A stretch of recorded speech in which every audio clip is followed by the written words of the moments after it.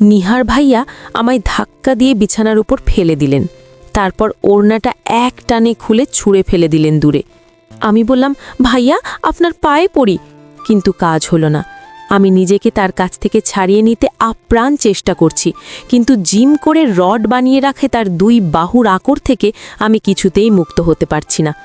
অবশেষে কোনো উপায় না পেয়ে তার হাতে সজোরে কামড় বসিয়ে দিলাম। ভাইয়া এবার ঝট করে আমায় ছেড়ে দিলেন। ওর হাত থেকে বাঁচতে পেরে তাড়াহুড়ো করে কাপড় চোপড় ঠিক করে যখন বিছানা থেকে নামব, ঠিক তখন তিনি ফের আমায় ঝাপটে ধরলেন আর বললেন, এই শরীরটা আমার, এখানে অন্য কেউ ভাগ বসাতে চাইলে এই শরীর আর ভাগিদার দুটোকেই আমি আগুনে ঝলসে দেব। আমার খুব কান্না পেয়ে গেল। ভয়ে আমার হৃৎপিণ্ড ঘড়ির কাঁটার মতন বাজতে লাগলো। আমি কাঁপা আর কান্নামাখা গলায় বললাম, ভাইয়া আপনারা তো আমার আশ্রয়দাতা, আমি একটা অনাথ মেয়ে, আপনারা ছাড়া আমার আর কেউ নেই। ছোটবেলা থেকে আপনার বাবাকে আমি বাবা, আপনার মাকে আমি মা, আপনার ভাইকে ভাই আর আপনার বোনকে বোন মেনে এসেছি, কিন্তু আজ আপনি কেন আমার সাথে এমনটা করলেন নিহার ভাইয়া? এই কথা শুনে মোটেও লজ্জিত হলো না, বরং সে রাগে ঠিকরে যেতে যেতে বলল, প্রীতি, তোমার দিকে কেউ নজর দিলে আমার তা সহ্য হয় না। গতদিন দেখেছি একটা ছেলে তোমার সাথে হেঁটে হেঁটে আসছে, তার সাথে তুমি ভাব করে কথা বলছো।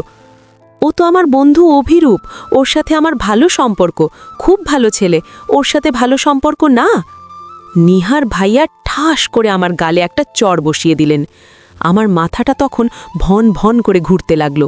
খানিক সময়ের জন্য আমি কেমন স্তব্ধ হয়ে গেলাম, কারণ জীবনে এমন আঘাত আর কেউ কখনো আমায় করেনি। তারপর নিহার ভাইয়া আমাকে টেনে টেনে ঘর থেকে বের করল আর তার মোটর বাইকটা নিয়ে স্টার্ট করে আমায় পিছনে বসিয়ে পাগলের মতন ছুটতে লাগলো কোথায় যেন। আমি ভয়ে মরে যাচ্ছি, কী সব হচ্ছে আমার সাথে। গাড়ি গিয়ে থামল রূপনগরীর এক মাথায়। তারপর নিহার ভাইয়া আমাকে গাড়ি থেকে নামিয়ে বলল, হাঁট আমার সাথে। আমি হাঁটতে লাগলাম তার পাশে পাশে। নিহার ভাইয়া আমাকে নিয়ে একটা ভবনের দিকে এগিয়ে গেলেন। সেই ভবন বহুতল। আমরা আস্তে আস্তে 3 তলা পর্যন্ত উঠলাম। 3 তলায় ওঠার পর একটা ঘরের সামনে দেখা গেল মস্ত এক সাইনবোর্ড। সেই সাইনবোর্ডে লেখা বিবাহ নিবন্ধন অফিস। লেখা দেখে আমার ভিতরটা হিম হয়ে গেল। আমি কাঁপা কাঁপা গলায় বললাম, নিহার ভাইয়া, একটা হাত নাড়া দিয়ে বললাম, এখানে কেন আমায় নিয়ে এসেছেন আপনি? নিহার ভাইয়া বললেন, তোমায় নিজের করে নেয়ার জন্য। মানে মানে টানে কইনো, তোমায় আমি বিয়ে করব। নিহার ভাইয়ার কথা শুনে আমি যেন হঠাৎ আকাশ থেকে পড়লাম। আমার কান ছুঁয়ে দেখলাম কান গরম হয়ে উঠেছে, চোখ দিয়ে কেমন সবকিছু ধাঁধা দেখছি। না, এটা আমার দুর্ভাগ্য নয় যে নিহার ভাই আমায় বিয়ে করতে চাইছেন, কারণ ওর পিছনে অনেক বড় বড় ঘরের সুন্দরী মেয়েরাও ঘোরে, কোনো ছাড় পায়নি। আর আমি তো এক অনাথ মেয়ে, বাবা মা মারা যাওয়ার পর ওদের ঘরেই বড় হয়েছি, ওদের নুন পান্তা খেয়ে জীবন ধারণ করেছি। আর আমি যে অতি রূপবতী কেউ তাও না। তবুও কেন নিহার ভাইয়া আমাকে এত পছন্দ করেন কি জানি। আর পছন্দ করলে এভাবে জোর করেই বা কেন বিয়ে করতে হয়, তাও আমায়? আমি কাঁদো কাঁদো গলায় বললাম, নিহার ভাইয়া, আমি আপনাকে বিয়ে করতে পারবো না। নিহার ভাইয়া কথাটা শুনে এমন রেগে গেলেন, তারপর হাতটা উপরে তুলে ঠাস করে আরেকটা চট বসিয়ে দিলেন আমার গালে। আমি ওর ছোট বাচ্চাদের মতন ভ্যাঁ ভ্যাঁ করে কেঁদে উঠলাম। নিহার ভাইয়া আমার মুখ চেপে ধরে বললেন, কাঁদবে না, প্লিজ কাঁদবা না, তুমি কাঁদলে আমার ভীষণ খারাপ লাগে, আর কোনো দিন তোমায় কষ্ট দেব না। কিন্তু আমার কান্না থামছে না, কান্না থামছে না, এই জন্য যে আমি মনে করছি আমার সামনের সময়গুলোর কথা। আমি জানি নিহার ভাইয়ার বউ হিসেবে তাদের ঘরের কেউ আমায় কোনো দিন মেনে নেবে না। তাদের ছেলে দেখতেও যেমন রাজপুত্রের মতন, তার যোগ্য তাও তেমন। সে একজন কেমিক্যাল ইঞ্জিনিয়ার, দেশের নামিদামি কোম্পানির বড় অফিসার। মার কত আশা ছেলের জন্য রাজরানীর মতন বউ আনবেন ঘরে। বাবার স্বপ্ন ছেলের শ্বশুরবাড়ির বংশ হবে বেশ নামিদামি, শ্বশুর হবে শিক্ষিত পরিচিত বেশ ধাপটি মানুষ। আর সে তুলনায় আমি তো কোন সার। আমি সত্যি সত্যি নিহার ভাইয়ার পায়ে পড়ে গেলাম। তারপর বড় অনুনয়ের সঙ্গে বললাম, ভাইয়া, কেউ মেনে নেবে না এটা, আপনি বরং আগে সবাইকে জানান বিষয়টা। ওরা যদি রাজি হয় তবে আমিও রাজি, খুশি মনে তখন আপনাকে বিয়ে করব। নিহার ভাইয়া হাহা করে হেসে উঠলেন। তিনি হেসে বললেন, কে রাজি হবে না? আমার বউকে আমি পছন্দ করে বিয়ে করব, এতে তার কি? বাবা মায়ের অনুমতি ছাড়া আমি আপনাকে বিয়ে করতে পারবো না, কিছুতেই পারবো না। নিহার ভাইয়ার সারা শরীর ঘামছে। তিনি আমায় টেনে ওপরে তুলে আমার দুটো হাত তার দুটো মুঠোয় নিয়ে বললেন, আমি তোমায় ভালোবাসি প্রীতি, আমার ভালোবাসার কসম, আজ তোমায় আমি বিয়ে করবই করব। কিন্তু আমি তো আপনাকে ভালোবাসি না নিহার ভাইয়া। এবার রাগে গর্জে উঠলেন তিনি। তারপর বললেন, আমার কি নেই যে তুমি আমায় ভালোবাসো না প্রীতি? আমার কি নেই? আমি দেখতে খুবই বাজে? আমার কি ভালো জব নেই? আমার কি ভালো বংশপরিচয় নেই? আমার কি ভালো একটা মন নেই? বলো প্রীতি, বলো। আমি কি বলবো সত্যিই বুঝতে পারছি না। আমার খুব কান্না পাচ্ছে। আমি কাঁদতে কাঁদতে নিহার ভাইয়াকে বললাম, বাবা মাকে আগে রাজি করান প্লিজ, তারপর আমি আর না বলবো না। সত্যি আমি আপনাকে বিয়ে করব, আপনাকে আমি ভালোবাসবো। নিহার ভাইয়া বলেন, যদি এত সহজেই সবকিছু হয়ে যেত তবে অতটা কঠিন পথে হাঁটার প্রয়োজন আমার ছিল না। আমি তোমায় ভালোবাসি এবং এই ভালোবাসা পেতে অনেক কিছুই আমি করে ফেলতে পারি প্রীতি। ভয়ে আমার গা কেঁপে উঠল। আমি বললাম, প্লিজ আপনি আমায় ক্ষমা করুন ভাইয়া। কিন্তু নিহার ভাইয়া হাল ছাড়লেন না। তিনি খুব জেদি, খুব। হঠাৎ করে পকেট থেকে একটা চকচকে চাকু বের করে তার নিজের গলায় ধরে তিনি বললেন, মরে যাব আমি। মরে গেলেই তো তুমি মুক্তি পেয়ে যাবে প্রীতি। আমি মরে যাই তাহলে? আমি ভয়ে শিউরে উঠলাম। মাথা কোনো কাজ করছিল না। আমার এমনিতেই আর কেউ নেই। এখন যদি আমার জন্য নিহার ভাইয়া এমন কাণ্ড করে বসে, তখন আমার জীবনটা কত দুঃসহ আর ভীষিকাময় পরিস্থিতির কবলে পড়বে সে কথা ভেবে আমি বললাম, চাকুটা ফেলে দিন প্লিজ নিহার ভাইয়া। তার ঘামে ভেজা কাঁপা কাঁপা ঠোঁট দুটো নাড়িয়ে বললেন, আগে বলো তুমি আমায় বিয়ে করবে কিনা। আমি তখন ঘোর বিপদে অবশেষে বললাম, আমি রাজি নিহার ভাইয়া। আমার সঙ্গে সঙ্গেই জড়িয়ে ধরলেন।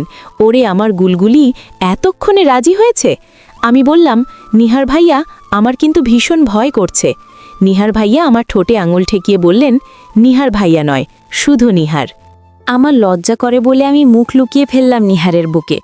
তারপর আমরা গেলাম বিবাহ নিবন্ধন অফিসের ভিতর।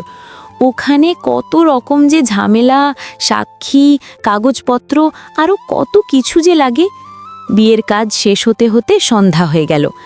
বিবাহ নিবন্ধন অফিস থেকে বের হলাম, তখন সারা রূপনগরী আলোয় ঝলমল। নিহার বলল, চলো হাঁটি। আমরা হাঁটতে লাগলাম হাত ধরাধরি করে, এলোমেলোভাবে। এখন আমরা স্বামী স্ত্রী, আমাদের মধ্যে একটা পবিত্র বন্ধন আছে। আমাদের এখন অনেক কথা।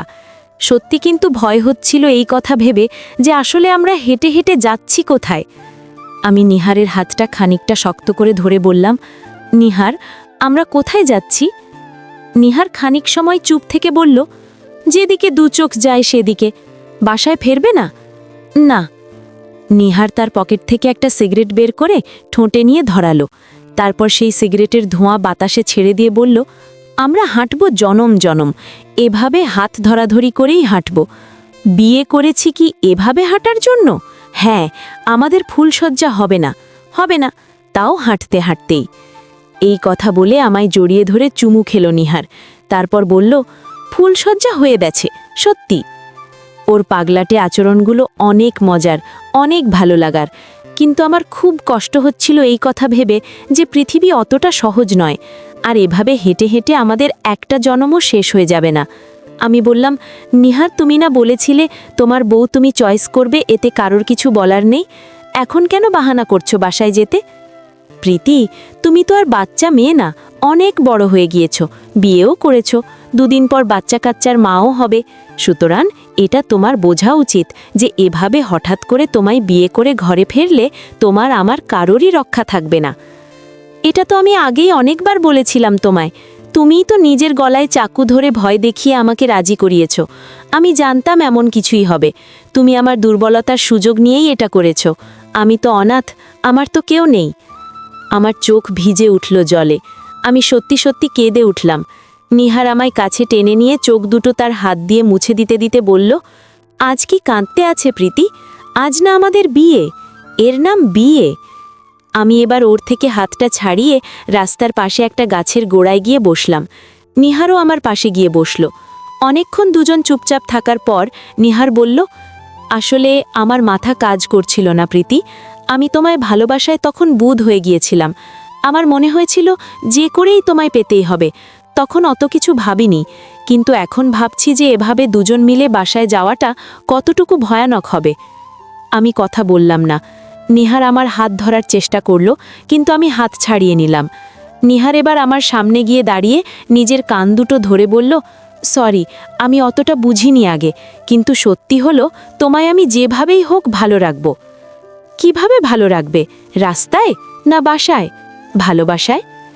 তোমায় ভালোবাসতে। ভালো একটি বাসা আমি ভাড়া করে রেখেছি। আমরা হাঁটতে হাঁটতে ওখানেই যাব, আর 5 মিনিট হাঁটলেই ওখানে আমরা পৌঁছে যাব। আমার তবুও মন কেমন করছে। আসলে আমি এমন কিছু চাইনি। আমি চেয়েছি সবার ভালোবাসা, আমি চেয়েছি বাবা মায়ের খুশি। তারাই তো আমার মতন এক অনাথকে আদর আহ্লাদ করে বড় করেছেন। আমার কোনো পরিচয় ছিল না, তারা আমার পরিচয় হয়েছিলেন। তাদের সাথে আমার এটা বড় বিশ্বাসঘাতকতা হয়ে গেল। আমি বললাম, নিহার, আমার বাবা মার জন্য খারাপ লাগে, আমি তাদের কাছে যেতে চাই। নিহার এবার আমার পাশে এসে বসে আমার হাতটা টেনে ধরে তার হাতের দুমুঠোই নিয়ে বলল, সব ঠিক হয়ে যাবে একদিন। বাবা মাকে আস্তে আস্তে ম্যানেজ করব, তারপর দুজনে গিয়ে উঠব বাসায়, কেমন? আমি প্রচণ্ড মন খারাপ নিয়েও বললাম, আচ্ছা। তারপর আমরা হেঁটে হেঁটে গেলাম আরও 10 মিনিট। তারপর বড় রাস্তা থেকে নেমে সরু গলি দিয়ে ঢুকে গেলাম ভিতরের দিকে। সরু গলি দিয়ে 3 মিনিট হাঁটেই সামনে পড়ল সাদা মাটা টিনের একটা ঘর। কিন্তু ঘরের সামনে গিয়ে আমি চমকে উঠলাম। আমি স্বপ্নেও ভাবিনি নিহার আমার জন্য এত কিছু করে রেখেছে। যে ঘরটা পেছন থেকে মনে হয়েছিল একেবারে সাদামাটা, সেই ঘর কিন্তু আসলে সাদামাটা নয়। সেই ঘর হলো ছবির থেকেও সুন্দর। ঘরের সামনের উঠোনের একপাশে লিচু বাগান, মাঝে সরু রাস্তা, সেই রাস্তায় ঘন ধুবো ঘাস, আর অন্য পাশে ফুলের বাগান। উঠোনে পা রেখে আমি সবচেয়ে বেশি আশ্চর্য আর মুগ্ধ হলাম, কারণ নিহার আমার জন্য এত কিছু করতে পারে তা আমার কল্পনার বাইরে ছিল। একদল ছোট ছোট ছেলে মেয়ে হঠাৎ করে ঘর থেকে বেরিয়ে এলো। তাদের প্রত্যেকের হাতে বরণ ডালা। সেই ডালা নিয়ে তারা দাঁড়িয়ে গেছে রাস্তার দুপাশে। আর আমরা যখন হেঁটে রাস্তা অতিক্রম করছিলাম, তখন তারা আমাদের ওপর ফুল ছিটিয়ে দিতে লাগলো আর হৈ হুল্লোড় করতে লাগলো। আমি এর চেয়ে বেশি আশ্চর্য হলাম যখন ঘরের বারান্দায় গেলাম, কারণ ওখানে হঠাৎ করে ঘর থেকে বেরিয়ে গেল একদল যুবক যুবতী। তাদের প্রত্যেকজন ছেলের গায়ে নীল রঙের পাঞ্জাবি পরা আর মেয়ের গায়ে কলাপাতা রঙা শাড়ি। ছেলেরা দৌড়ে এসে জড়িয়ে ধরল নিহারকে, আর মেয়েরা আমাকে। তারপর আমাদের দুজনকে ওরা দুটো আলাদা ঘরে নিয়ে গেল। আমি এসব ঘটমান দৃশ্যকে স্বপ্নই ভাবছিলাম, কারণ আমার জন্য বাস্তবতা এত সুন্দর আর সহজ হবে তা আগে কখনো ভাবিনি। আমাকে যে ঘরটিতে নিয়ে যাওয়া হয়েছে সেই ঘরটাও সাজানো গোছালো। ওখানে নিয়ে গিয়ে ওরা আমার মাথা নত একটা খাটের ওপর বসিয়ে দিল। তারপর সবাই চতুর্দিক থেকে আমায় ঘিরে বসলো, আর আস্তে আস্তে এক একজন করে তাদের সবার পরিচয় দিতে লাগলো। ওদের কাছ থেকে পরিচয় পেয়ে আমি বুঝতে পারলাম ওরা আর কেউ নয়, সবাই নিহারের বন্ধু। ওরা আমায় নিয়ে বেশ মজা করছে। একজন আমার গালে আঙুল দিয়ে টোকা দিয়ে বলল, হ্যাঁ মা, এ কি চেহারা গো! এমন একটা মেয়েকে বিয়ে করতে পারল নিহার, অথচ আমি তার পাত্তাই পাইনি। আরেকজন সঙ্গে সঙ্গে ওকে ধাক্কা দিয়ে বলল, আরে তুই কি পাত্তা পাবি রে, যেখানে আমিই পাইনি? তারপর সবাই হাসিতে মেতে উঠল। আমার ভীষণ খারাপ লাগছিল ওদের এসব হৈ হুল্লোড় দেখে। আর আমি সারাদিন কোনো কিছু খাইনি বলে খিদেও পেট চোচো করছিল। চোখ দুটো কেমন ঘুমের জন্য অস্থির হয়ে উঠেছিল।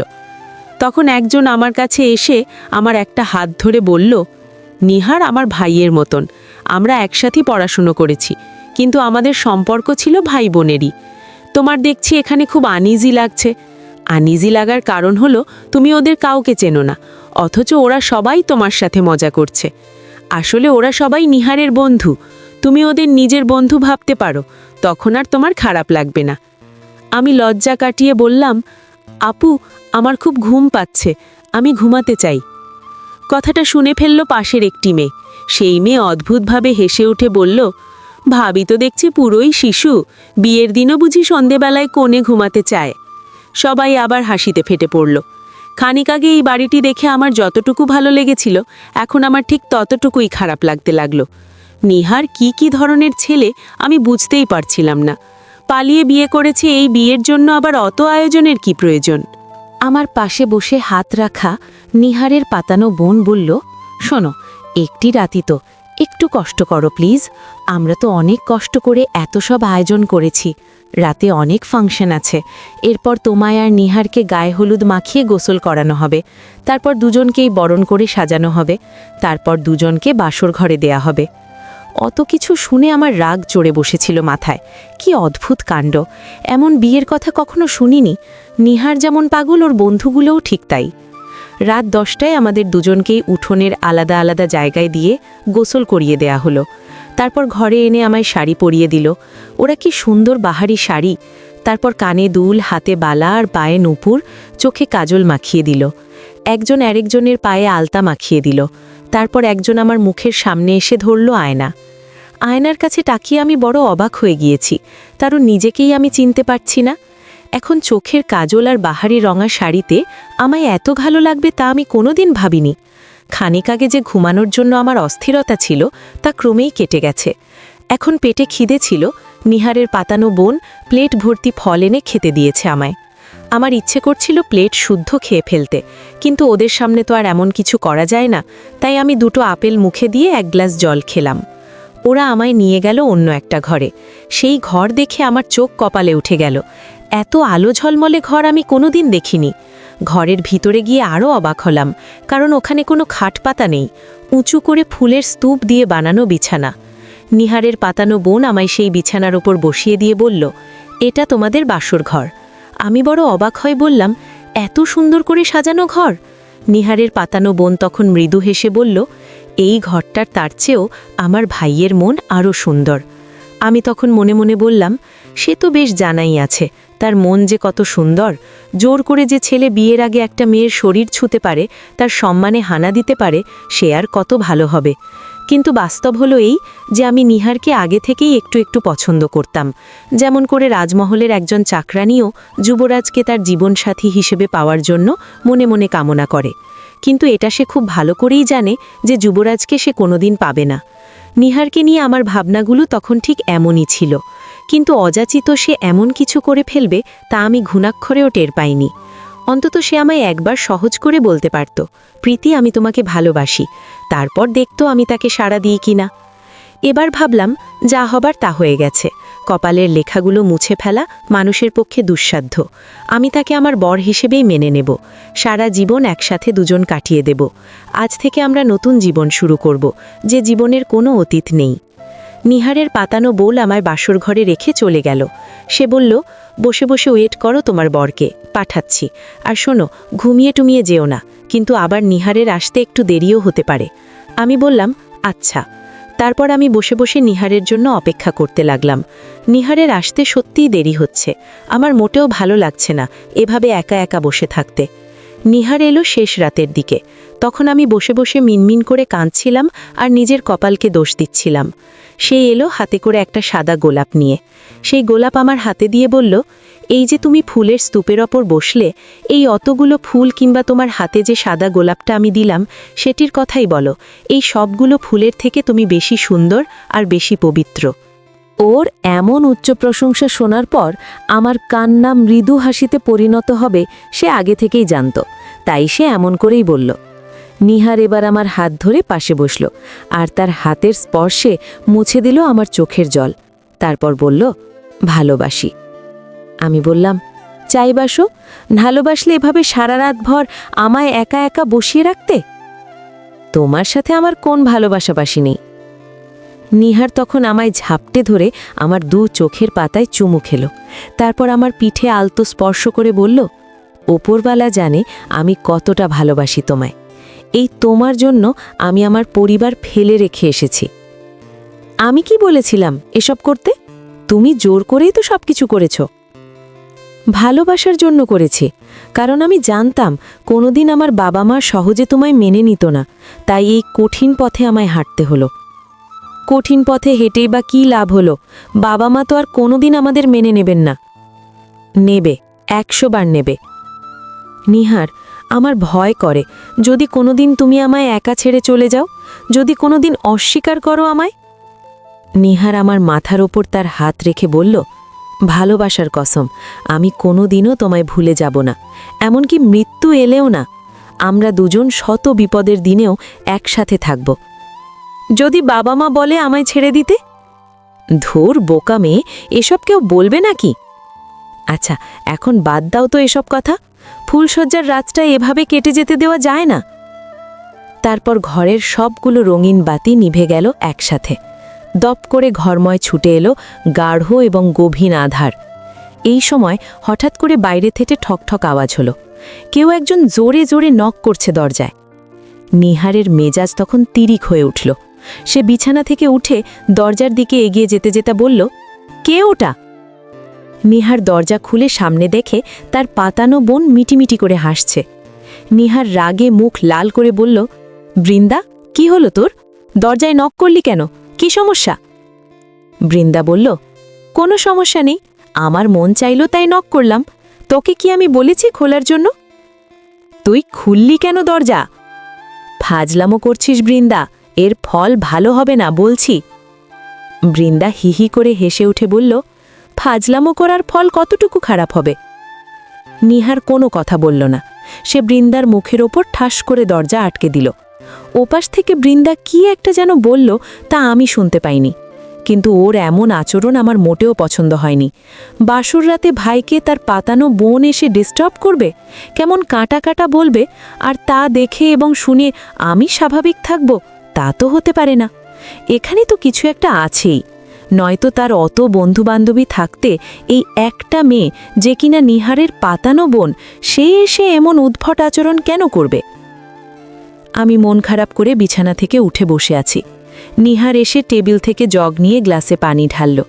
তারপর সেই পানি খেয়ে আমার কাছে এসে বলল, মুডটাই নষ্ট করে দিল। আমি বললাম, ও আসছিল কেন? বৃন্দার মাথায় প্রবলেম আছে, মাঝে মধ্যে সে এমন অদ্ভুত আচরণ করে। তাই বলে একজনের বাসর রাতে তাদের স্বামী স্ত্রীর একান্ত মুহূর্তে এসে এমন করবে? আচ্ছা বাদ দাও তো এসব, এমনিতেই রাত শেষ। তারপর আবার ঘরটা অন্ধকার হলো। আমি ওর প্রশংসা কিংবা শারীরিক আহ্বানে তেমন একটা সাড়া দিতে পারলাম না। নিজেকে কেন জানি হঠাৎ খেলনা মনে হচ্ছে। আমার কেন জানি মনে হচ্ছে আমাকে নিয়ে কেউ খেলছে, নিষ্ঠুরভাবে খেলছে। নিহার আমার শরীর থেকে তার সুখ কুড়িয়ে নিচ্ছে তিলে তিলে, কিন্তু আমি মোটেও সবের দিকে মনোযোগ দিতে পারছি না। আমার কেবল মনে পড়ছে এই পৃথিবীতে আমি শুধুই একা, একজন অনাথ, একজন মেয়ে। আমার কোনো শক্তি নেই, আমি হাত পা বাঁধা অবস্থায় আছি। আমার ইচ্ছে কোনো মূল্য নেই। এখন এই মুহূর্তে আমি যদি বলি, নিহার, আমার ভীষণ মন খারাপ, আমার এসব ভালো লাগছে না, প্লিজ একটু একা থাকতে দাও না আমায়, তবে কি আমায় নিহার ছেড়ে দেবে? কিছুতেই না। সে তার শারীরিক সুখ অর্জন করেই আমায় মুক্তি দেবে, এর আগে নয়। আচ্ছা, এর নামে কি তবে ভালোবাসা? আমার চোখ ফেটে কুলকুল করে জল নামছে। নিহার সেই জল দেখছে না, সে আছে তার খেয়াল নিয়ে, তার সুখের নেশায়। ইচ্ছে করছে চিৎকার দিয়ে কাঁদতে, কিন্তু কাঁদতে পারছি না, আমি কিছুতেই কাঁদতে পারছি না। আচ্ছা, আমার এমন কেন হচ্ছে? আজ সন্ধেবেলাতেও তো নিহারের সব অপরাধ ক্ষমা করে তাকে আমি বর হিসেবেই গ্রহণ করেছিলাম, কিন্তু এখন নাকি এখানে কিছু একটা আছে? কিছু একটা না থাকলে আমার এমন লাগবে কেন? আমি ওর কাছ থেকে মুক্তি পেতে কেমন ব্যাকুল হয়ে উঠেছি। ঠিক তখন আবার দরজায় কেউ কড়া নাড়ল। ঠক ঠক ঠক। এটা নিশ্চয়ই বৃন্দা। বৃন্দা এসেছে আবার। কেন, কি চায় ও নিহারের কাছে? নিহার কিন্তু এবার দরজায় কড়া নাড়া শুনে উঠে গেল না সঙ্গে সঙ্গে। সে গেল খানিক পরে, তখন তার শরীর ঝিমিয়ে এলো। যখন আজকের মতন আমার প্রয়োজন ফুরিয়ে গেল তার কাছে, তখন তারপর আমার সাথে আর একটি কথা না বলে সে ছুটে গেল দরজার পাশে। তারপর দরজার খিল খুলে দিয়ে বলল, আবার এসেছিস বৃন্দা? হি হি করে হেসে উঠল। আমি তাকিয়ে দেখলাম ওর হাসিটা ভীষণ ভয়ঙ্কর। তারপর বৃন্দা তার আঁচল দিয়ে নিহারের মুখটা মুছে দিতে দিতে বলল, ইস, কিভাবে ঘেমেছে, বউটা আদরও করতে জানে না। নিহার বলল, এসব করছিস কেন তুই? মাথায় কি আবার ভূত চেপেছে? বৃন্দা হাউমাউ করে কেঁদে উঠল। হঠাৎ কাঁদতে কাঁদতে সে এলিয়ে পড়ল নিহারের উপর। নিহার আঁকড়ে নিল নিজের বুকের উপর বৃন্দাকে। তারপর সান্ত্বনা দেয়ার গলায় বলল, কি হয়েছে তোর? শরীর খারাপ লাগছে? বৃন্দা তার ভেজা গলায় বলল, তাহলে মাথাটা কেমন করছে? না না, মনটা কেমন করছে রে নিহার, আমি না হঠাৎ করে মরে যাব দেখবি। চুপ, একদম চুপ, জীবনেও এসব বলবি না আর। নিহার বৃন্দার মুখে হাত চেপে ধরল। তারপর বলল, আয়, তোকে শুইয়ে দিয়ে আসি। আমি শুধু তাকিয়ে দেখলাম, নিহারের কাঁধে হেলান দিয়ে দাঁড়িয়ে হাঁটছে বৃন্দা, আর তার কাঁধের উপর হাত দিয়ে হেঁটে যাচ্ছে তার সাথে। হতে পারে ওরা পাতানো ভাই বোন, কিন্তু আমার কাছে এই দৃশ্যটা বড় ভয়ানক দেখালো। আমার ভিতরটা কেমন জমে উঠল। মুহূর্তেই ধুকপুক করে বাঁচতে লাগলো হৃৎপিণ্ড। কেন জানি আমার মাথায় তখন বারবার একটা বিষয় ঘুরপাক খাচ্ছিল। আমার কেবল বারবার মনে হচ্ছিল সামনে আমার মস্ত বড় বিপদ। এই বিপদ থেকে আমি কিছুতেই বাঁচতে পারবো না, কিছুতেই না। নিহার ফিরল খানিক পর। তাকে কেমন চিন্তাশীল দেখাচ্ছিল। সে আমার কাছে মৃদু হেসে স্বাভাবিক হওয়ার ভান করছে। আমি কোনো কথা বললাম না। প্রচণ্ড মন খারাপ নিয়েও পাশ ফিরে শুয়ে থাকলাম। নিহার এসে আমার পাশে শুতে শুতে বলল, ওর মাথার সমস্যাটা হঠাৎ বেড়ে গেছে, যা তা বকছে। এখন খুব কষ্টে ঘুম পাড়িয়ে রেখে এসেছি। আমার এখন কেন জানি জানতে ইচ্ছে করল বৃন্দার বিষয়, কিন্তু আমি কিছুই জিজ্ঞেস করলাম না। নিহার একটা সিগারেট ধরালো। সেই সিগারেটের ধোঁয়ায় ঘর মোহিত হয়ে গেল। কি বাজে সিগারেটের গন্ধ! আমার দম বন্ধ হয়ে আসছে।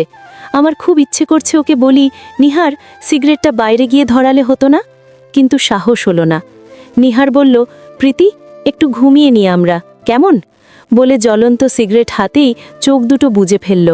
নিহার আর তার সিগারেট ধরা হাতের তালটা হারিয়ে আমার গালের উপর এসে গালের খানিকটা অংশ পুড়ে গেল। ব্যথায় আমার কোকে ওঠার কথা ছিল, কিন্তু আমি এমন কিছুই করলাম না। চুপচাপ দু চোখের পাতা করলাম। তারপর দেখলাম ভয়ানক এক স্বপ্ন। বৃন্দার সাথে শুয়ে আছে নিহার। ওদের দুজনের গায়ে একটা সুতো পর্যন্ত নেই। বৃন্দা নিহারের চুলে তার আঙুল দিয়ে চিরুনি দিয়ে কেটে দিতে বলছে, বলতো আমি বেশি সুন্দর না পৃথু? নিহার বলল, তুই? আচ্ছা, তুই কাকে সত্যিকারের ভালোবাসিস, আমায় না পৃথুকে? তোকে। আমায় যদি ভালোবাসিস তবে পৃথুকে বিয়ে করলি কেন? নিহার খিলখিল করে হেসে উঠল। বৃন্দা এবার বলল, দাঁড়া, তোর হাত আমি ছুটাচ্ছি। বলে সে নিহারের গালে এমন কামড় বসালো, নিহার একেবারে কেঁদে উঠল। ঠিক সেই সময় আমার ঘুমটা ভেঙে গেল। স্বপ্নের বিষয়টাও গেঁথে গেছে হৃদয়ে। আমি মনে মনে বললাম, কিছু তো একটা আছে, কিন্তু সেই কিছুটা কি? সে যাই হোক, সুইচ টিপে লাইট জ্বালাতেই চমকে উঠলাম। আমি এই ছোটবেলা থেকে তো ওদের বাড়িতে থাকি, আমি কিন্তু কোনোদিন খেয়াল করে দেখা হয়নি ওর চোখ দুটো এত মায়াবী। এমন মায়াবী চোখের একটা মানুষের ভিতরে এত রহস্য কেন? আচ্ছা, নিহার কি সত্যিই ঠক? সে কি আমায় ধোঁকা দিচ্ছে? সকালবেলায় নিহারকে ঘুমিয়ে রেখেই আমি বাগানের কাছে গিয়ে অনেকক্ষণ দাঁড়িয়ে রইলাম। বাগানে কত রকমের যে ফুল ফুটে আছে, সেসব ফুল দেখে মনটা আরও বিষাদ হয়ে গেল। রাতে বাড়ি ভর্তি মানুষ ছিল, এখন বাড়িটা শূন্য খাঁ খাঁ। ওরা সবাই কি তবে চলে গেছে? বৃন্দা আছি, ওকে ঘুম পাড়িয়ে রেখে এসেছে নিহার। আচ্ছা, বৃন্দার সাথে নিহারের অত কি? বাগানে ভালো লাগছে বলে ফের ঘরে ফিরে এলাম। ঘরে ফিরে দেখি নিহার বিভোর হয়ে ঘুমাচ্ছে। ঘুমিয়ে থাকা নিহারকে দেখে এত মায়া হয়ে কেন? কাল যে নিহারের প্রতি এত এত ক্ষোভ রাগ ছিল, সেই নিহারের সাথে কাঁধে কাঁধ মিলিয়ে অন্য একটা মেয়ে হাঁটলে আমার ভিতর পুড়তে থাকে কেন? নাকি এরই নাম ভালোবাসা? ভালোবাসা কি না চাইতেও আপনা আপনি হয়ে যায়? আমার খুব ইচ্ছে করছে নিহারকে আমার জ্বলতে থাকা বুকটায় ধরে এক করে ফেলতে, তারপর চিৎকার দিয়ে বলতে, নিহার, এখন তুমি আমার, আর কারণ না। তুমি আমায় ঠকিও না নিহার, তুমি আমায় ঠকালে মৃত্যু ছাড়া আর কোনো উপায় থাকবে না আমার। আমি আস্তে আস্তে ওর কাছে বসলাম। তারপর নিহারের একটা হাত ধরে ওর কাছাকাছি গিয়েছি। আমি নিহারের শ্বাস প্রশ্বাসের শব্দগুলো আমার ভিতর আন্দোলিত হচ্ছে খুব করে। এবার আমি তার ঠোঁটের কাছাকাছি হলাম। তখন ঠিক পিছন থেকে কারোর গলার শব্দ শুনে চমকে উঠলাম। আমি বৃন্দা। সে এখন ডাকছে নিহারকে, নিহার, এই নিহার। আমি লজ্জায় এবং রাগের ছিটকে পড়লাম গা থেকে। তারপর মাথা নত করে বসে রইলাম। বৃন্দা এবার নিহারের কাছে এসে বসল। তারপর নিহারের চুলে আলতো করে হাত বুলিয়ে সে ডাকল, নিহার। হ্যাঁ, নিহার। নিহার ঘুম ঘুম চোখে ওর দিকে তাকিয়ে মৃদু হেসে বলল, ঘুম হয়েছে তোর? হ্যাঁ, এখন শরীরটা একটু ভালো লাগছে, তাই না? না, মোটেও ভালো লাগছে না। কেন? নিহার, আমার কেমন জানি একটা ভয় ভয় করছে, বুঝলি? আমার না পেটের ভিতর। নিহার ধরফড়িয়ে বিছানা থেকে উঠে বৃন্দার মুখ চেপে ধরল। তারপর বলল, গাধা। বৃন্দা কেমন করে কেঁদে উঠল। কাঁদতে কাঁদতে সে বলল, নিহার, আমার না ওসব লজ্জার জিনিস মুছে গেছে, বুঝলে? আমার এখন ইচ্ছে করে সবার কাছে বলে বেড়াতে এসব কিছু। নিহার ওকে এক টানে দাঁড় করিয়ে টেনে নিয়ে যেতে লাগলো ঘরের বাইরে। আমি অদ্ভুত চোখে শুধু তাকিয়ে দেখলাম দৃশ্যটি। শেষে কিনা আমার সন্দেহ ঠিক হতে চলেছে। আমার সব ভয় ডর কেমন কেটে যাচ্ছে হঠাৎ। আমার এখন শুধু মনে হচ্ছে, যে করেই হোক পৃথিবীতে নিজের অস্তিত্ব টিকিয়ে রাখতে হবে। নিজেকে কিছুতেই দুর্বল করা চলবে না। ওরা ঘর থেকে বেরিয়ে গেলে আমিও ওদের পিছন পিছন ঘর থেকে বেরিয়ে গেলাম। তারপর সবচেয়ে বেশি অবাক হলাম যখন ওরা দুজনে একটা ঘরে ঢুকে ভিতর থেকে দরজাটা আটকে দিল। আমি খুব দ্রুত হেঁটে সেই দরজার কাছে গিয়ে দাঁড়ালাম। ভিতর থেকে ওদের যে কথাবার্তাগুলো শুনতে পেলাম তা আমার পিলে চমকে গেছে, মাথা ভন ভন করে ঘুরছে। আমি তখন আমার নিজের পায়ের নিচের মাটি খুঁজে পাচ্ছি না। নিহার ওকে বলছে, তোর কি আক্কেল জ্ঞান বলতে কিছু নাই নাকি রে? এসব কথা কি কারো সামনে বলতে আছে? বৃন্দা হিহি করে হেসে উঠে বলল, বলতে নেই কেন, আমি সবার কাছেই বলবো, এক এক করে সকলকে জানিয়ে দেব। নিহার মনে হয় ওর গালে ঠাস করে চড় বসিয়েছে। বাইরে থেকে সেই আওয়াজ স্পষ্ট শোনা গেছে। বৃন্দা হঠাৎ হাউমাউ করে কেঁদে উঠেছে। কেঁদে কেঁদে তখন সে বলছে, নিহার, আমার সব শেষ হয়ে গেছে রে। আমার পেটের বাচ্চাটার কি হবে বলো তো? ও কি জারজ হবে? ও যদি কোনোদিন জিজ্ঞেস করে আমার পিতাকে, তখন অ্যাবর্ষণ করে ফেল, আমি তোকে ডাক্তারের কাছে নিয়ে যাব। কি? আমার সন্তানকে আমি ডাক্তারকে দিয়ে খুন করাবো? নিহার, তুই আমার সন্তানকে মেরে ফেলার কথা বলছিস? নিহার ওকে তখন ধমক দিয়ে বলল, আস্তে, প্রীতি শুনতে পাবে। এমন কথাবার্তা শোনার পর বুঝতে আর বাকি নেই এদের দুজনের মধ্যে সম্পর্কটা আসলে কি। কিন্তু আমি কিছুতেই এটা মানতে পারছিলাম না। নিহার আমায় বিয়ের আগে জোর করে আমার শরীর ছুঁয়েছে, জোর করে বিয়েও করেছে। এরপরেও আমি তাকে ক্ষমা করে দিয়েছিলাম, এইভাবে যে সে তো আমায় ভালোবাসে, আমায় জীবনসাথী করে পেতেই এসব করেছে। কিন্তু এখন যা শুনলাম, এখন আমি কি করব? কোথায় যাব? কার কাছে যাব? আচ্ছা, আমি কোথায় যেতে পারি? মায়ের কাছে? তার কাছে গিয়ে পায়ে পড়ে যদি বলি, মা, মাগো, নিহার আমায় জোর জবরদস্তি করে বিয়ে করেছে, কিন্তু এখন সে অন্য একটা মেয়ের সাথে কী সব করে বেড়াচ্ছে, তখন কি হবে? মা কি আমার দুঃখ বুঝবেন, নাকি পরিচয়হীন একটা অনাথ মেয়ে তার পুত্রবধূর স্থান দখল করতে এসেছে এই কথা ভেবে তিনি আমায় ঘাড় ধরে ঘর থেকে বের করে দেবেন? আমি জানি না তিনি কি করবেন, কিন্তু আমায় ওখানে যে করি হোক যেতেই হবে। এমনিতে তো আমার চতুর্দিক শূন্যই। এখান থেকে যেতে হলে আমাকে পালিয়েই যেতে হবে। নিহার দেখে ফেললে সমস্যা হবে।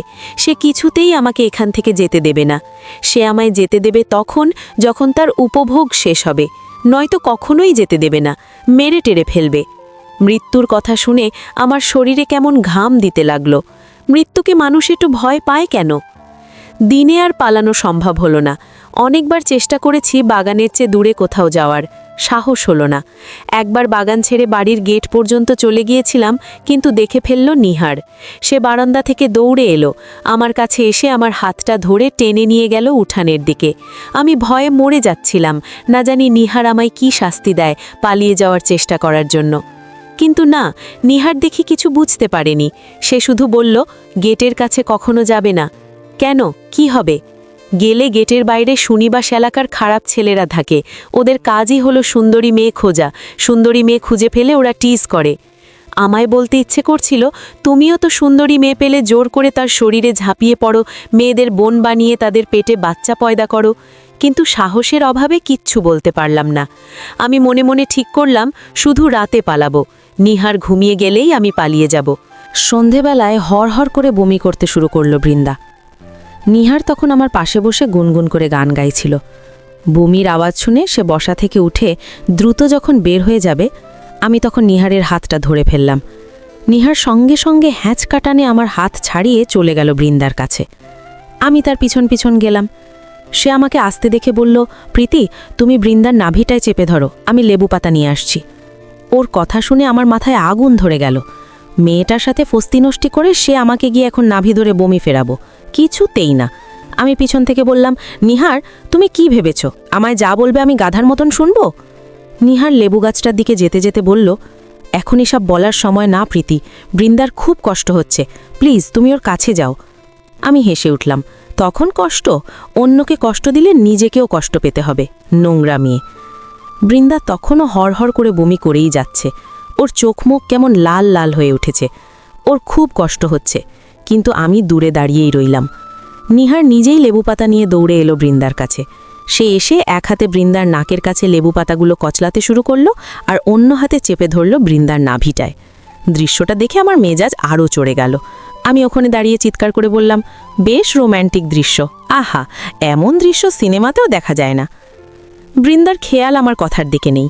সে কেমন ছটপট করছে তার বমির যন্ত্রণা নিয়ে, আর নিহার তাকে কিভাবে সুস্থ করে তুলবে সেই খেয়ালে আছে। আমার এসব দৃশ্য দেখতে মোটেও ভালো লাগছে না, তাই ঘরে চলে গেলাম। ঘরে গিয়ে বসে বসে চিন্তা করতে লাগলাম, এখান থেকে পালানোর আগে বৃন্দাকে 2-4 কথা বলে যাব, উচিত শিক্ষা দিয়ে যাব ওকে। বৃন্দার বমিটা খানিকটা কমে এলে নিহার গেল রূপনগরীর দিকে কোনো একটা ফার্মেসি থেকে ওর জন্য ওষুধ আনবে। এই সুযোগে আমি বৃন্দার ঘরে গিয়ে দেখলাম ও বিছানায় উবু হয়ে শুয়ে আছে, আর তার চোখ দিয়ে টপ টপ করে গড়িয়ে পড়ছে জল। সেই জলে ভিজে উঠেছে বালিশ। আমি তখন ওখানে দাঁড়িয়েই বললাম, ভাইয়ের জন্য কাঁদছো নাকি? আদরের ভাইকে একটু না দেখেও থাকতে পারো না? আরে বাবা, ভাই তার বউয়ের সাথে অন্তরঙ্গ মুহূর্ত কাটায়, তখনও তোমাকে দেখা যায়। ভাইয়ের জন্য অত দরদ কেন গো তোমার? বৃন্দা শুধু একবার মুখ তুলে তাকালো, তারপর আবার যেভাবে ছিল ঠিক সেভাবেই বালিশে মুখ ঢেকে নিল। আমি বললাম, খুব লজ্জা হচ্ছে না তো? ভাইয়ের সাথে যখন ওসব কাজ করছিলে তখন লজ্জা করেনি? বৃন্দা এবার অতি কষ্টে তার মুখ তুলল উপরে, তারপর বলল, প্রীতি, তোমার সাথে আমার কিছু কথা আছে। আমি ওর মুখের উপর বললাম, কিন্তু তোমার কথা শোনার আমার কোনো ইচ্ছে নেই। নোংরা মেয়ে, আমার জীবনটা নষ্ট করে দিয়েছ তুমি। বৃন্দা বলল, প্লিজ শোনো আমাকে, তুমি ভুল বুঝছো, ভুল। পেটের বাচ্চা এসে গেছে, ভুল। প্রীতি শোনো বোন, আমার কথাটা শোনো। আমার এত বেশি রাগ পেয়েছিল যে নিজের উপর নিয়ন্ত্রণ হারিয়ে ফেলেছিলাম। একটা নষ্ট মেয়ে যে কিনা আমার পথের কাঁটা, তার কথা শুনবো আমি? আমি ঘর থেকে বাইরেই যাচ্ছিলাম, তখন ঠিক পিছন থেকে বৃন্দা বলে উঠল, আমায় যে হিসেবে তুমি নষ্টা বলছো, সে হিসেবে তুমিও নষ্টা। কথাটা শুনে আমার মেজাজ এতটাই তিরিক হলো যে নিজেকে সামলাতে না পেরে বৃন্দার কাছে দ্রুত গিয়ে ওর গালে একটা চড় বসিয়ে দিলাম। তারপর ওর চুল টেনে ধরে খাট থেকে নিচে টেনে ফেলে দিতে দিতে বললাম, আমায় তুই নষ্টা বলছিস? তোর সাথে আমায় মিলিয়েছিস? তখন ঘরে ঠিক পৌঁছালো নিহার। এত দ্রুত সে ফিরে আসবে আমি ভাবিনি। নিহার এসে আমায় এক টানে ওর কাছ থেকে সরিয়ে নিয়ে আমার গালে একটা শক্ত হাতের চড় বসিয়ে দিল। তারপর বলল, ড্রেন থেকে সোনার চেন কুড়িয়ে নিলেও ওই চেনে দুর্গন্ধ থাকে প্রীতি। আমি মস্ত বড় ভুল করে ফেলেছি তোমায় বিয়ে করে। মা বাবাকে ভুলে গিয়ে শুধু তোমার মোহে অন্ধ হয়ে আমি ঘর ছেড়েছি, ভুল করেছি। আমার সব হারিয়েছি প্রীতি, আমি আমার সব হারিয়েছি। আমি তখন রাগে কাঁপছি। কাঁপতে কাঁপতে নিহারকে বললাম, ওর জন্য আমায় অপমান করছো তুমি? আমার চেয়ে তোমার কাছে ও বেশি, তাই না? তবে আমি চললাম। বলে আমি হাঁটতে লাগলাম গেটের দিকে। কিন্তু মনে মনে ভেবেছিলাম গেটের বাইরে আমি কখনোই যেতে পারবো না। নিহার আমায় এখান থেকে কিছুতেই যেতে দেবে না। কিন্তু আশ্চর্য বিষয় হলো, নিহার আমায় সম্পূর্ণ অবাক করে দিয়ে পিছন থেকে আমায় একটা ডাক পর্যন্ত দিল না। গেট পেরিয়ে সরু গলি দিয়ে কয়েক মিনিট হাঁটেই হঠাৎ করে বিদ্যুৎ চলে গেল। কি ভয়ঙ্কর ব্যাপার! সারা রূপনগরী তলিয়ে গেল অথই অন্ধকারে। আমার হাতে কোনো টর্চ নেই। অন্ধকারে হাঁটতে গিয়ে ভয় হচ্ছে, মনে হচ্ছে কেউ যেন আমায় পিছন পিছন হাঁটছে। আমি ভয়ে ভয়ে পিছন ফিরে তাকালাম, কিন্তু অন্ধকারের জন্য কিচ্ছু দেখা গেল না। এভাবে অন্ধকারে খানিকক্ষণ হাঁটার পর আমার পিঠে কারুর হাতের স্পর্শ পেলাম, কিন্তু অন্ধকারের জন্য পিছন ফিরে কিছুই দেখা গেল না। এবার ভয়টা আমার আরও বাড়ল। হঠাৎ করে মনে হলো নিহারের কথা। সে একবার বলেছিল গেটের বাইরে সুনিবাস এলাকার খারাপ ছেলেরা থাকে। যখন ভাবলাম তখনই ঘটনাটা ঘটল। কেউ আমায় পিছন থেকে ঝাপটে ধরেছে। ওর হাতগুলো এত শক্ত যে কিছুতেই ছাড়িয়ে নেওয়া যাচ্ছে না। আমি গলা ছেড়ে চিৎকার করতে চাইলাম, কিন্তু চিৎকার করতে পারলাম না। ওর একটা হাত চেপে ধরল আমার মুখ। ওই হাতটাই কি বিশ্রী গন্ধ! আমার কেমন বমি পেয়ে যাচ্ছিল। হঠাৎ তারপর অনুভব করলাম লোকটা আমায় কোথাও টেনে নিয়ে যাচ্ছে। আমি কিছুতেই জায়গায় দাঁড়িয়ে থাকতে পারছি না। হঠাৎ আমার মাথা কেমন যেন চক্কর দিয়ে উঠল। তারপর নিজের ওপর নিয়ন্ত্রণ হারিয়ে লোকটার কাঁধের ওপর ঢলে পড়লাম। আমার যখন জ্ঞান ফিরে এলো, তখন দেখলাম একটা পরিত্যক্ত ভবনের ছাদে আমি, আর আমার চারপাশে দাঁড়িয়ে খিলখিল করে লাল লাল দাঁত বের করে হাসছে সদ্য তারুণ্যে পা দেওয়া কয়েকটি ছেলে। ওরা আমার দিকে কেমন ড্যাব ড্যাব চোখে তাকিয়ে আছে। কেন আমি নিচের দিকে তাকিয়ে দেখলাম আমার পায়ের জামাটা হাঁটুর ওপর খানিকটা ছিঁড়ে গেছে। ওরা এদিকেই তাকিয়ে আছে। ভয়ে আমার শরীর থরথর করে কাঁপছে। পাজামার ছেঁড়া জায়গাটা আমার হাতের তালু দিয়ে ঢেকে আমি অতি কষ্টে ওদের কাছে মিনতি করে বললাম, তোমরা আমার ছোট ভাইয়ের মতন, প্লিজ আমার সাথে খারাপ কিছু করো না। আমার কথা শুনে যেন তারা বেশ মজা পেল, তাই ওরা আবার হাসিতে মেতে উঠল। তারপর ওদের মধ্যে থেকে সর্দার টাইপের যে ছেলেটা, সে তার সদ্য জন্ম নেওয়া গোফের ওপর আঙুল গুলিয়ে বলল, হাঁপামণি, সবাই যদি বোন হয় তাহলে বই হইব কে, ডাকতো। ওই ছেলেগুলো আবার অসভ্য হাসিতে ফেটে পড়ল, আর সর্দার টাইপের ছেলেটা ওদের সকলের উদ্দেশ্যে বলতে লাগলো, সবাই শুননা রাখো আমার কথাখানা, ওরে আমার আগে কেউ হাত দিবা না, দিলে কিন্তু হাত কাইটটা ফালব কুচ কইরা। ওরা সবাই একসাথে বলে উঠল, তাই হইব ওস্তাদ, আপন পরেই আমরা হিসাব নিকাশ। তারপর আবার হাসি, কি ভয়ঙ্কর হাসি। আমার প্রচণ্ড কান্না পেয়ে গেল। আমি মনে মনে নিজেকেই এখন দোষারোপ করছি, আর ভাবছি নিহার তো সত্যিই বলেছিল গেটের বাইরে গেলে বিপদ হবে, ওর কথা কেন যে শুনিনি, এখন কেমন হলো। ওদের মধ্যে একটি ছেলে হঠাৎ বলে উঠল, ওস্তাদ, রাত তো কাবার হইয়া যাইতেছে, নিশিরাতের আগেই মামলা খালাস কইরা ফেলানো উচিত। সর্দার বলল, খর্মু, সমস্যা নাই, আগে নেশাপানি খাইয়া লই। বলে ওরা শপিং ব্যাগ থেকে নেশাজাতীয় কিছু আছে এর ভেতর বোতল বের করল। তারপর সবাই গোল হয়ে বসে বোতলের চিপি খুলে মুখে ঢালতে লাগলো সেই তরল নেশাদ্রব্য। একসময় সর্দার আমায় দেখিয়ে বলল, হাঁপামনিরও এক ঢোক খাইয়া দে রে। সর্দার ছেলেটা বিশ্রী করে হাসছে, আর তার আদেশ পেয়ে একটা রোগামতো ছেলে বোতল হাতে এগিয়ে এলো আমার দিকে। তারপর আমার কাছে এসে যেই বোতলের মুখটা আমার মুখে ধরবে, ঠিক তখন ওর তলপেটে জায়গা মতো এক ঘুষি মেরে দিলাম। ঘুষি খেয়ে ছেলেটা বাবা গো বলে চিৎকার করে বসে গেল মেঝেতে। আর এই দৃশ্য দেখে সর্দার ছেলেটা হাততালি দিয়ে বসা থেকে উঠে আমার চারদিকে ঘুরতে ঘুরতে বলল, ফাইন, তোরে আমার পছন্দ হয়েছে হাঁপামনি, আমার জেদি মাইয়া খুব পছন্দ, জেদি মাইয়াগোর সাথে ওইসব করলে বিরাট মজা, বলে হাসতে লাগলো ছেলেটা। আমার ইচ্ছে করছে এই ছেলেটাকে এক ঘুষি মেরে জীবনের হাসিটা একেবারে বন্ধ করে দিই, কিন্তু সমস্যা হলো ছেলেটা কাছে আসছে না। ওদের মধ্যে থেকে হঠাৎ একটা ছেলে বলে উঠল, ওস্তাদ, হাত পাও বাইন্ধা দিলে কেমন হয়? সর্দার ছেলেটা ওই ছেলেটাকে বলল, আয় কাছে আয়। ছেলেটা কাছে আসলো। সর্দার ছেলেটার গালে এক মস্ত থাপ্পড় মেরে বলল, ওস্তাদি করবি না, আগেই কইহাছিলাম, বাঁধব না, এটা আমার এখতিয়ার, এখন ফাউল মইনা কারোর পরামর্শ মোতাবেক কাম করে না। ওই ছেলেটা তখন এমন ভয় পেল, সে সর্দার ছেলেটার পায়ে পড়ে বলল, মাপ কইরা দেন ওস্তাদ, আমারে মাপ কইরা দেন। ভয়ে এবং ঘেন্নায় আমার গা গুলিয়ে আসছে। তারপর ভয়ঙ্কর এক হাসিতে মেতে উঠল তারা। আমি ভয় পাচ্ছি, ভীষণ ভীষণ ভয়। আমার এই মুহূর্তে মনে হচ্ছে এর চেয়ে নিহারের অবহেলায় থাকা ভালো ছিল, কিন্তু এখন আমার কি হবে? সর্দার ছেলেটা আমার দিকে এগিয়ে আসছে, তার ঠোঁটে সিগারেট। সেই সিগারেটের ধোঁয়া ছেড়ে দিয়ে বলল, ওড়না খোল। আমি ঘৃণা ভরা চোখে ওর দিকে তাকিয়ে বললাম, জীবনেও খুলব না।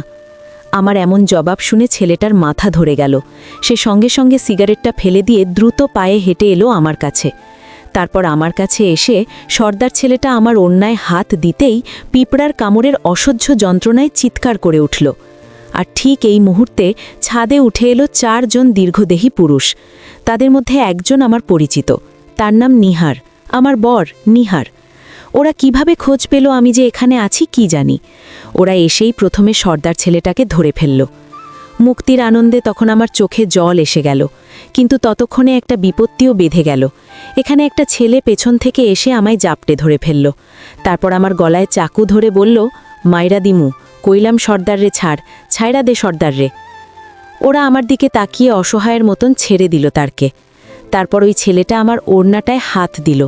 ঠিক তখন আমার কাছে দৌড়ে এসে নিহার ওই ছেলেটার কলা টেনে ধরতেই ছেলেটা নিহারের তলপেটে চাকু বসিয়ে দিল। আমি আগে বুঝতে পারিনি, কিন্তু আমার পায়ে তরল কিছু গড়িয়ে পড়ার নিচে তাকিয়ে দেখি রক্ত। সঙ্গে সঙ্গে আমি চিৎকার দিয়ে উঠলাম। ওই ছেলেগুলো ততক্ষণে পালিয়ে গেছে। নিহারের সাথে আসা আরও 3 জন লোক দৌড়ে এসে নিহারকে ধরল। তারপর ওরা বলল, ভাবি, আমরা নিহারের বন্ধু, ভয় নেই, ওকে জলদি হসপিটালে নিতে হবে। আমি কোনো কথা বললাম না, চুপ করে শুধু নিহারকে দেখছি। নিহারের সাথে কেন রাগ করে আমি চলে এসেছিলাম? ও আমার অনন্য সম্মান রক্ষা করতে তার জীবন পর্যন্ত বিলিয়ে দিতে পারে। আচ্ছা, নিহারকে কি আমি ভুল বুঝেছি কোথাও? যদি ভুল বুঝে থাকি আর নিহার সঠিক হয়, তবে কি আমি তার কাছে ক্ষমা পাব? আমার নিহারের দিকে তাকিয়ে আছি। ওর খুব কষ্ট হচ্ছে, চোখের পতা কেমন ভিজে উঠেছে জলে। ওরা ওকে ধরাধরি করে সিঁড়ি দিয়ে নামছে। ওদের মধ্যে থেকে হঠাৎ একজন বলল, অনেক ব্লাড যাচ্ছে, ওর পেটে কোনো কাপড় দিয়ে শক্ত করে বাঁধা প্রয়োজন। ওর কথা শেষ হওয়ার আগেই আমি টেনে ওড়না খুলে ফেললাম। তারপর সেই ওড়না দিয়ে পেটে বেঁধে দিয়ে বললাম, যে ওড়নার সম্মান বাঁচাতে গিয়ে আজ তোমার এই হাল, সেই ওড়না আজ তোমার শরীরে বেঁধে দিলাম। নিহার তখন কি যেন একটা বলতে চাইছে, ঠোঁট নাড়িয়ে, কিন্তু শক্তি পাচ্ছে না বলার। ওর চোখ থেকে শুধু টপ টপ করে গড়িয়ে পড়ছে জল। আমি কাঁদছি, চিৎকার করে কাঁদছি, আর মনে মনে ভাবছি, আমার জীবনে এত পরীক্ষা কেন বারবার ফিরে আসে? একটু পরেই তো সবাই জেনে যাবে, বাবা মা, তারপর ওরা ছুটে আসবে হসপিটালে। তখন আমার কি হবে?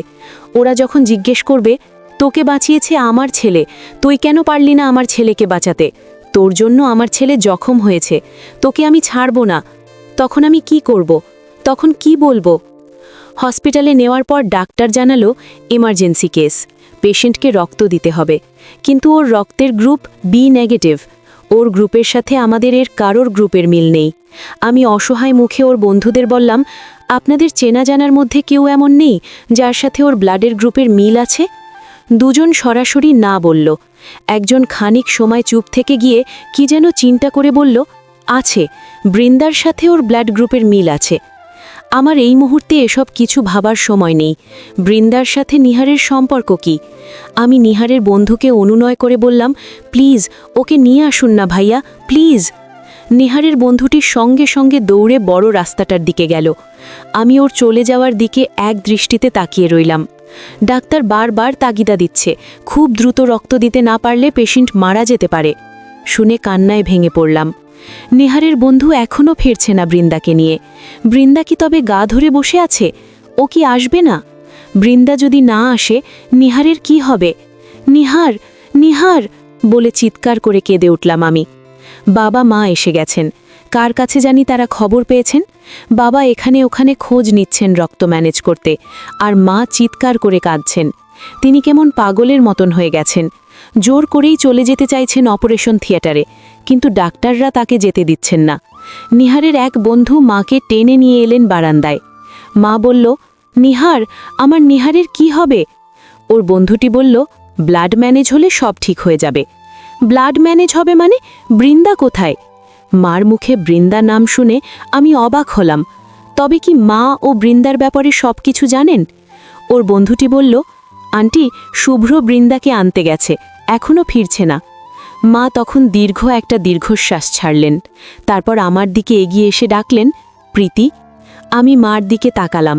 মা আমার দিকে এগিয়ে এসে আমায় জড়িয়ে ধরে কেঁদে উঠলেন। কাঁদতে কাঁদতে তিনি বললেন, প্রীতি, মাত্র দুদিনে কী সব হয়ে গেল বলো তো? মা, তোরা আমায় না জানিয়ে এভাবে পালিয়ে গেলি কেন? আমায় জানালে কি তোদের কথা আমি শুনতাম না? তোরা যদি আমার কাছে থাকতিস তবে এই বিপদ হতো তো? আমি কাঁদছি। মায়ের মহানুভবতা, আমার ভুল, রাগ আর নিহারের সব ভুল সিদ্ধান্ত এবং দুঃখের কথা ভেবে মাকে জড়িয়ে ধরে কাঁদছি। মা বলছেন, বৃন্দা আসছে না এখনো কেন? বৃন্দা তো এই খবর শুনে দেরি করার কথা না, ওর তো পাগল হয়ে ছুটে আসার কথা। আমি জিজ্ঞেস করলাম, বৃন্দা কে মা? মা বললেন, বৃন্দা নিহারের বোন, আপন বোনের চেয়েও বেশি। নিহার যখন ক্লাস 6-এ পড়ে তখন ওর একটা অ্যাক্সিডেন্ট হয়েছিল। পিকনিকে যে গাড়ি দিয়েছিল সেই গাড়িটা অ্যাক্সিডেন্ট করেছিল। অ্যাক্সিডেন্টের পর নিহারের অবস্থা ছিল ভয়াবহ।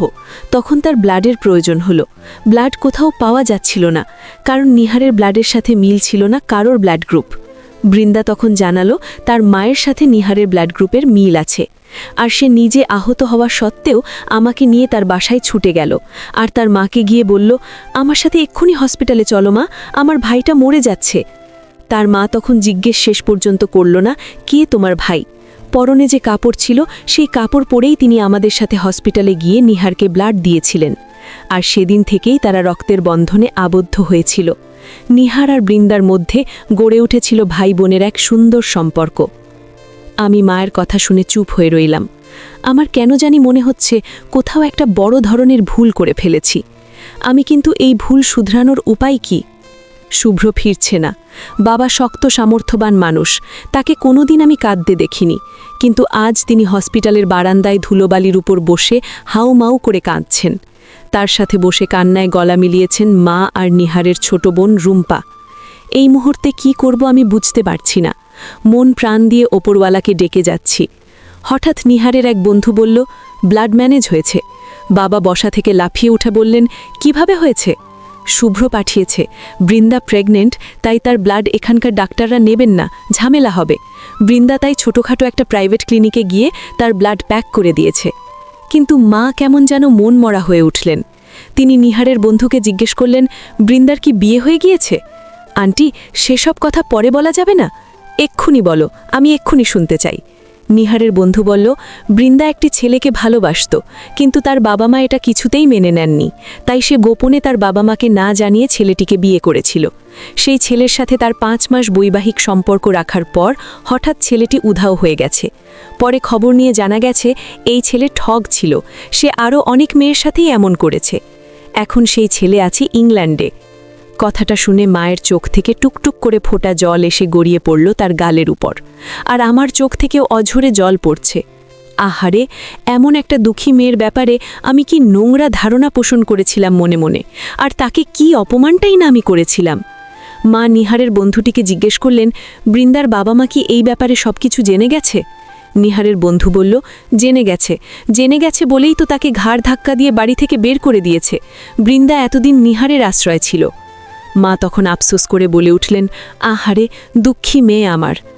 আমি ঝাপসা চোখে তখন তাকিয়ে রইলাম হসপিটালের গেটের ওপর। কেন জানি আমার মন বলছে বৃন্দা এক্ষুনি আসবে, আর সে যদি আসে সর্বপ্রথম আমি তার পা ছুঁয়ে মাফ চাইব। নিহারের অপারেশন সাকসেসফুল হয়েছে। ওকে এখন আলাদা কেবিনে দেওয়া হয়েছে। সেই কেবিনে মা বাবা সহ সবাই প্রবেশ করেছে। মা নিহারের কপালে চুমু খেয়ে বললেন, আমার বাবা, আমার কলিজার টুকরা নিহার, বলে কেঁদে ফেলল। কেঁদে কেঁদে সে বলল, মা, আমি বড় ভুল করে ফেলেছি। আমার উচিত ছিল তোমাদের জানানো। আর প্রীতির কোনো দোষ নেই, ও রাজি ছিল না, ওকে আমি জোর করে বিয়ে করেছি মা। নিহারের মাথায় হাত বুলিয়ে দিয়ে বললেন, আমরা তোর উপর রাগ করিনি বাবা, তুই যাকে নিয়ে ভালো থাকবি তাকেই আমরা মেনে নেব। তাছাড়া প্রীতি তো আমাদের ঘরেরই মেয়ে, ঘরের মেয়ে ঘরে থাকবে, তাতে সমস্যা কি? কিন্তু সমস্যা হলো এখানে যে তুই একটা মেয়েকে জোর করে বিয়ে করেছিস। জোর করে বিয়ে করা বড় বড় সমাজের নিয়ম, আমাদের সভ্য সমাজ কিছুতেই এটা মেনে নিতে পারে না। নিহার বলল, মা, ও মনে মনে রাজি ছিল আমার প্রতি, কিন্তু আমি সত্যি এটা বেশি বাড়াবাড়ি করে ফেলেছি। আমি তোমাদের সবার কাছে ক্ষমা প্রার্থী। মা বললেন, ঠিক আছে, এখন আর বাহানা করে লাভ নেই। বৌমার কাছে তুই মাফ চেয়ে নিস, যার কাছে অপরাধ করেছিস তার কাছে মাফ চাইবি। মার মুখে বৌমা ডাক শুনে লজ্জায় আমার মাথা ঝুঁকে আসছিল। ঠিক তখন আমায় ঝাপটে ধরে মার কাছে নিয়ে গেল রুম্পা। মার কাছে নিয়ে বলল, তোমার বৌমাকে বরণ করো মা। মা মিষ্টি করে হেসে বললেন, বৌমা এখন পুরনো হয়ে গেছে, তাকে আর নতুন করে বরণ করার কোনো প্রয়োজন নেই। মার কথা শুনে কেবিনের সবাই হেসে ভেঙে পড়ল। এমনকি যে বাবা সারা জীবন শুকনো মুখে জীবন কাটিয়েছে সেই বাবাও হেসে উঠেছেন। মা তখন বলল, আসো, আমরা সবাই বের হয়ে যাই, এখন স্ত্রী তার স্বামীর সেবা করুক। এক একে সবাই বের হয়ে গেলে আমি নিহারের পাশে এসে বসলাম। নিহার তখন আমার একটা হাত তার 2 হাতের মুঠোয় টেনে নিয়ে বলল, তুমি আমার প্রতি ক্রুদ্ধ, তাই না? আমার চোখে কেন জানি হঠাৎ জল চলে এসেছে। আমি সেই জল খুব কষ্টে গোপন করে বললাম, না, আমার কোনো রাগ নেই। আমি যে তোমার সাথে বিয়ের আগে অসভ্যতা করেছি এই জন্য তো রাগ আছে ছিল, কিন্তু এখন আর নেই। স্বামীর ওপর রাগ করে থাকা ঠিক নয়। তুমি কি আমায় খুশি মনে তোমার স্বামী হিসেবে মেনে নিয়েছ? হ্যাঁ, নিয়েছি। কেন নিয়েছ? আমি তো খারাপ মানুষ। খারাপ মানুষ ছাড়া কি কেউ একটা মেয়ের সাথে বিয়ের আগে অসভ্য কাজ করে আর জোর করে বিয়ে করে? তুমি খারাপ মানুষ নও। মানুষ তার ভুল বুঝতে পারলে সে আর খারাপ মানুষ থাকে না, ভালো মানুষ হয়ে যায়। নিহার আমার হাতটা শক্ত করে ধরে বলল, ভালো মানুষকে তবে কি ভালোবাসা যায়? আমি ওকে জড়িয়ে ধরে ওর কানের কাছে আমার ঠোঁট নিয়ে ফিসফিস করে বললাম, 100 বার বাসা যায়। আমি তোমায় ভালোবাসি নিহার। মিষ্টি করে হেসে আমার কপালে আলতো চুনু এঁকে দিল। তারপর আমরা দুজন চোখাচোখি হলাম। নিহারের চোখের দিকে তাকিয়ে আমার মনে হলো এটাই আমার প্রথম প্রেম এবং এটাই আমার শেষ প্রেম। এর মধ্যেই কেবিনে এসে ঢুকল শুভ্র। সে এলো একা। শুভ্র এসেই বলল, নিহার, বৃন্দাকে ধরে রাখতে পারলাম না রে। নিহার চমকি উঠে বলল, মানে? শুভ্র বলল, বৃন্দা ছাড়া আর কারো সাথে তোর ব্লাডের গ্রুপ মিল ছিল না, তাই আমি তোর ভাড়া করে রাখা বাসায় গিয়েছিলাম বৃন্দার কাছে, কিন্তু সে বলল সরাসরি এখানে এসে ব্লাড দিতে চাইলে ডাক্তার তার প্রেগন্যান্সির জন্য ব্লাড নিতে চাইবে না। তাই সে একটা ছোট্ট প্রাইভেট ক্লিনিকে নিয়ে যায় আমায়, আর ওখানে ব্লাড দিয়ে সে উধাও হয়ে যায়। আমি সেই ব্লাড একজনের মাধ্যমে পাঠিয়ে দিয়ে সারা রাত ভোর তাকে খুঁজেছি, কিন্তু কোথাও তাকে পাইনি। অবশ্য আমরা যখন ক্লিনিকে যাচ্ছিলাম তখন বৃন্দা বলেছিল, আমি কোনো দিন নিহার কিংবা প্রীতির সামনে যাব না, কোনো দিন না। সে মনে হয় তার সংকল্প রাখার জন্যই আড়ালে চলে গেছে রে নিহার। ওর কাছ থেকে এসব কিছু শুনে দর দর করে চোখের কোল ঝাঁপিয়ে জল ফেলে দিল। আমার চোখ থেকেও নেমে এলো জল। এর জন্য তো আমিই দায়ী। কেন আমি সেদিন এমন আচরণ করেছিলাম ওর সাথে? আমার তো সব কিছু আগে জেনে নেওয়া উচিত ছিল। আমি ভুল করে ফেলেছি, মস্ত বড় ভুল। তারপর নিহার সুস্থ হয়ে গেলে সেও সারাটা দেশ তন্ন তন্ন করে খুঁজেছে বৃন্দাকে, কিন্তু কোথাও তার ছায়াটুকু পর্যন্ত মেলেনি। 7 বছর পর আমাদের এক কন্যা সন্তান হয়েছে। কন্যার বয়স 1.5 বছর। নিহার তার কন্যার নাম রেখেছে বৃন্দা। বৃন্দার স্মৃতিকে বাঁচিয়ে রাখবার জন্যই এই নাম দেওয়া। আর আশ্চর্যের বিষয় হলো, আমাদের কন্যার চেহারাতেও বৃন্দার চেহারার ছাপ স্পষ্ট আছে। কি অদ্ভুত বিষয়! কয়েকদিন আগে আমরা প্রার্থনা করতে গেছিলাম। ওখানে গিয়ে একটা পাগলি মেয়েকে দেখে থমকে উঠলাম। পাগলি মেয়েটার কাছে বসে পুতুলের মতন একটা সুন্দর ছেলে খেলছে। আমি সঙ্গে সঙ্গে নিহারকে বললাম, এই নিহার, দেখো তো এটা কে? পাগলিটাকে বৃন্দার মতো লাগছে না? বৃন্দার চোখের নিচে একটা কাটা দাগ আছে, এই পাগলিটার চোখের নিচেও আছে। নিহার আমায় রেখে দৌড়ে গেল পাগলিটার কাছে, গিয়ে বলল, বৃন্দা, হে বৃন্দা! বৃন্দা ফিরেও তাকালো না। নিহার ওর ছেলেটাকে কাছে টেনে নিয়ে বলল, নাম কি তোমার বাবা? ছেলেটা মিষ্টি করে বলল, আমার নাম নিহার। নিহার ওর নামটা শুনে হাউ মাউ করে কেঁদে উঠল। সে কেঁদে কেঁদে ছেলেটার কপালে হাত বুলিয়ে দিয়ে বলল, নিহার সোনা, আমার সাথে যাবে? ছেলেটা বলল, মাকে ছাড়া আমি কোথাও যাই না। তারপর নিহার ছেলেটাকে অনেক কিছু কিনে দিতে চেয়েছে, কিন্তু ছেলেটি জানালো মায়ের নিষেধ আছে, তাই সে কিছুই নিতে পারবে না। আমার তখন খুব কান্না পাচ্ছিল। আমার জন্যই তো এত সব কিছু হয়েছে। আমি বৃন্দার পায়ে পড়ে গেলাম, পায়ে পড়ে বড় অনুনয় করে ক্ষমা চাইলাম তার কাছে, কিন্তু বৃন্দা আমার দিকে তাকিয়েও দেখল না পর্যন্ত। অবশেষে আমরা ফিরে এসেছি মন ভরা কষ্ট নিয়ে, আর শুধু বারবার এই কথাই ভেবেছি যে পৃথিবী এমন কেন, ভীষণ রকম অদ্ভুত এবং রহস্যময়। প্রিয় দর্শক, এই গল্পটা আপনাদের কেমন লাগলো তা অবশ্যই একটি কমেন্ট করবেন। আর যদি গল্পটা আপনাদের ভালো লেগে থাকে তাহলে ভিডিওটিতে একটি লাইক করে দেবেন, এবং এই ধরনের ভিন্ন স্বাদের গল্প শোনার জন্য চ্যানেলটিকে অবশ্যই সাবস্ক্রাইব করে আমাদের সঙ্গে যুক্ত থাকুন।